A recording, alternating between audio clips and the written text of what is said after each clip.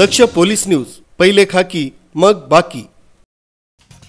होऊ घातलेल्या नाशिक शहरातील कुंभमेळ्याच्या पार्श्वभूमीवर नागरिकांना तसंच येणाऱ्या हजारो भक्तांना अतिक्रमणाचा त्रास होऊ नये म्हणून गेल्या काही दिवसांपासून नाशिक महानगरपालिकेच्या वतीनं अतिक्रमण मोहीम हाती घेण्यात आली।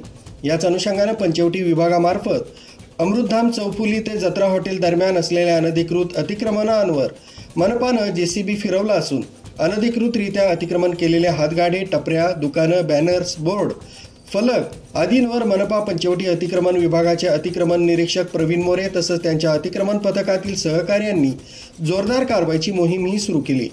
सदर अतिक्रमण निर्मूलन मोहीम ही अतिरिक्त आयुक्त स्मिता झगडे, उपायुक्त सुवर्णा दखने यांच्या आदेशानं विभागीय अधिकारी मदन हरिश्चंद्र यांच्या मार्गदर्शनाखाली अतिक्रमण निरीक्षक प्रवीण मोरे, अतिक्रमण अधिकारी मिलिंद जाधव, गाडी प्रमुख उमेश खैरे, राष्ट्रीय फेरीवाला झोन अधीक्षक राजेश सोनवणे, गाडी प्रमुख उमेश खैरे तसंच टीमकडून ही मोहीम राबवण्यात आली।